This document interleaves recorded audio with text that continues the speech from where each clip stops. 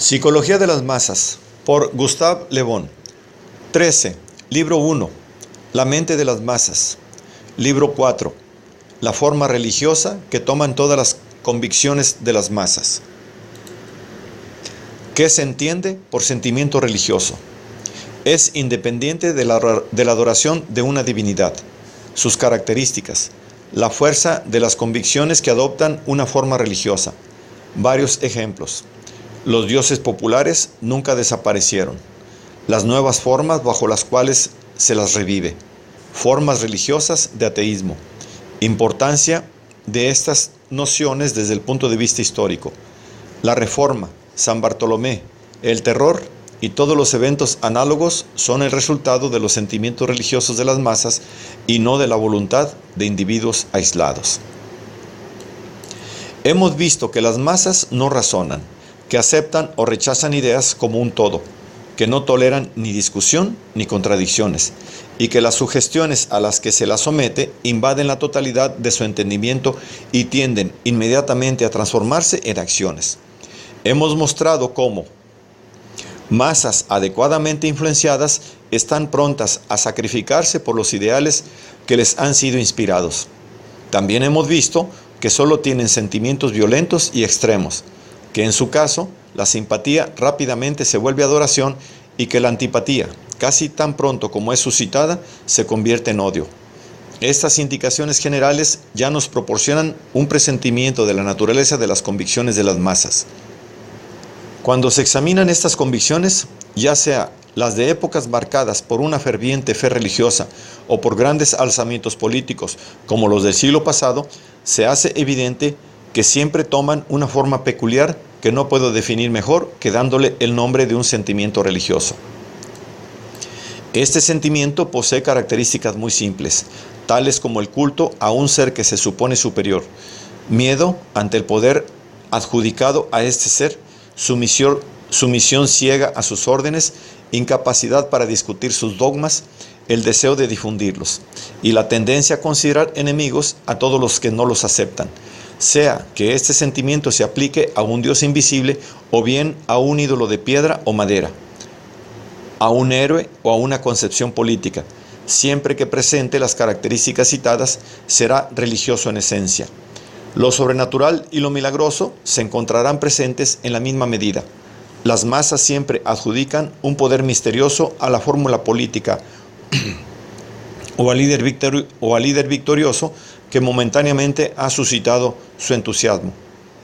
Una persona no es religiosa solamente cuando adora a una divinidad, sino cuando pone todos los recursos de su mente, la completa sumisión de su voluntad y el íntegro fanatismo de su alma al servicio de una causa o de un individuo que se convierte en la meta y en la guía de sus pensamientos y acciones. Intolerancia y fanatismo son los compañeros necesarios del sentimiento religioso. Inevitablemente serán exhibidos por quienes se cree en posesión del secreto de la felicidad terrena. Es posible hallar estas dos características en todos los hombres agrupados cuando están inspirados por una convicción de cualquier clase. Los jacobinos del reino del terror eran, en el fondo, tan religiosos como los católicos de la Inquisición, y su cruel ardor procedió de la misma fuente. Las convicciones de las masas toman esas características de ciega sumisión, feroz intolerancia y la necesidad de violenta propaganda que son inherentes al sentimiento religioso. Y es por esta razón que puede decirse que todas sus creencias poseen una forma religiosa. El héroe aclamado por una masa es verdaderamente un dios para esa masa. Napoleón fue un dios como ese durante 15 años y ninguna divinidad tuvo fieles más ardientes ni envió hombres a la muerte con mayor facilidad. Los dioses cristianos y paganos nunca ejercieron un imperio más absoluto sobre las mentes que cayeron bajo su influencia. Todos los fundadores de credos, religiosos o políticos, los instituyeron solamente porque tuvieron éxito en inspirar en las masas esos sentimientos fanáticos que tienen por resultado el que los hombres hallan su felicidad en el culto y en la obediencia, hallándose listos para ofrendar sus vidas por su ídolo. Este ha sido el caso en todas las épocas. Fustel de Coulanges, en su excelente trabajo sobre la Galia romana, destacó con justa razón que el Imperio Romano de ninguna manera estuvo mantenido por la fuerza, sino por la admiración religiosa que inspiraba. Sería algo sin parangón en toda la historia del mundo, observó con acierto, que una forma de gobierno popularmente detestada durante 5 siglos, sería inexplicable que las 30 legiones del imperio pudiesen forzar a obedecer a 100.000 millones de personas. La razón de su obediencia fue que el emperador, quien personificaba la grandeza de Roma, era adorado como una divinidad por consenso público. Había altares en honor al emperador hasta en los más pequeños poblados de sus dominios. De un extremo a otro del imperio, se vio surgir en aquellos días una nueva religión que tenía por divinidades a los emperadores mismos. Algunos años antes de la era cristiana, la totalidad de la Galia, representada por 60 ciudades, construyó en común un templo cerca del pueblo de Lyon en honor a Augusto. Sus sacerdotes, elegidos por las ciudades galas unidas, fueron los principales personajes de sus países. Es imposible atribuir todo esto al miedo y al servilismo. Naciones enteras no son serviles, especialmente no por 3 siglos. No fueron los cortesanos los que adoraron al príncipe, fue Roma, y no fue solamente Roma, sino Galia, España, Grecia y Asia. Hoy en día, la mayoría de los grandes hombres que ha capturado la mente de las personas ya no tiene altares, pero tiene estatuas, o sus retratos se encuentran en las manos de sus admiradores, y el culto del cual son objeto no es notariamente diferente del brindado a sus antecesores. La comprensión de la filosofía de la historia solo puede obtenerse a través de la apreciación de este punto fundamental de la psicología de las masas. Una masa exige un Dios antes que cualquier otra cosa. No debe suponerse que estas son supersticiones de una época pasada, definitivamente desterradas por la razón. El sentimiento nunca se ha rendido en su eterno conflicto con la razón. Las masas ya no querrán escuchar las palabras divinidad y religión en nombre de las cuales, durante tanto tiempo, fueron esclavizadas. Pero jamás han poseído tantos fetiches como en los últimos 100 años, y las antiguas divinidades nunca poseyeron tantas estatuas y altares erigidos en su honor. Quienes en años recientes han estudiado el movimiento popular conocido bajo el nombre de bolanguismo, han tenido oportunidad de ver con qué facilidad reviven los instintos religiosos de las masas. No hubo una sola fonda en el país que no poseyera un retrato del héroe. Se le adjudicó el poder de remediar todas las injusticias y todos los males, y miles de hombres hubieran dado sus vidas por él. Grande hubiera sido su lugar en la historia si su carácter hubiese estado al nivel de su legendaria reputación.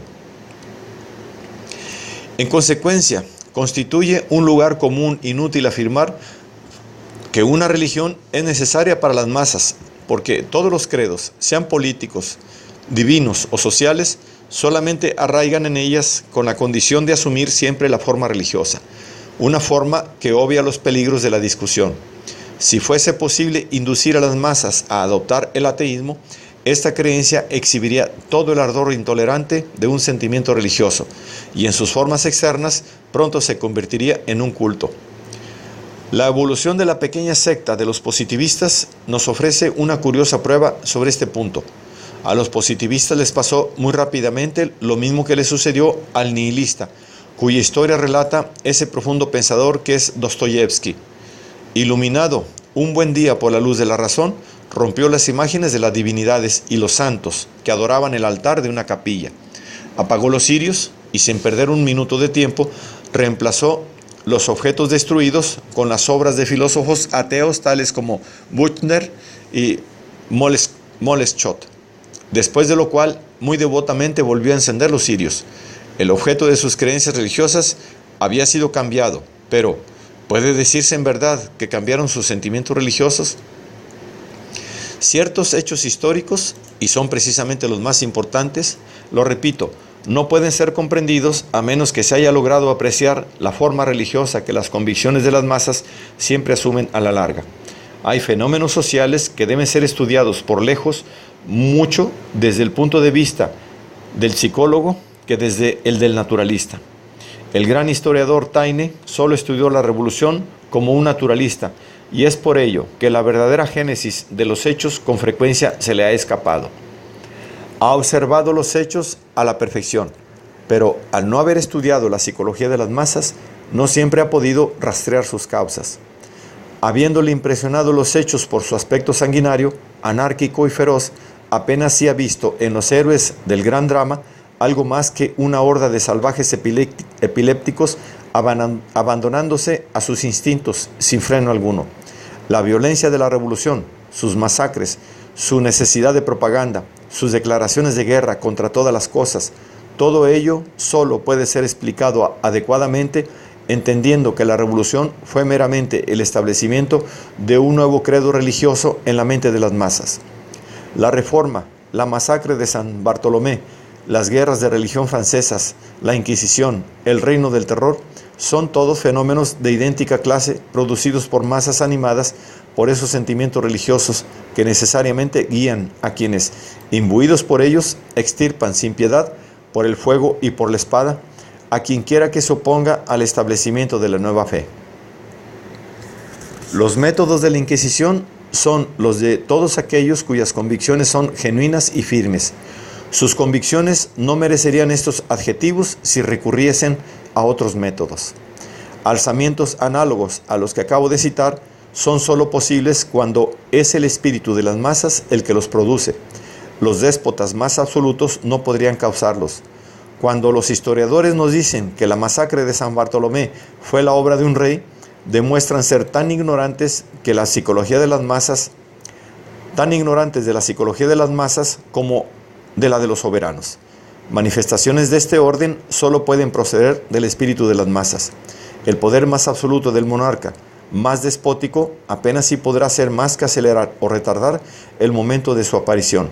La masacre de San Bartolomé o las guerras religiosas fueron tan escasamente obra de reyes como el reino del terror, la obra de Robespierre, Danton o Saint-Just. En el fondo de estos eventos siempre se hallará operando el espíritu de las masas y nunca el poder de los poderosos.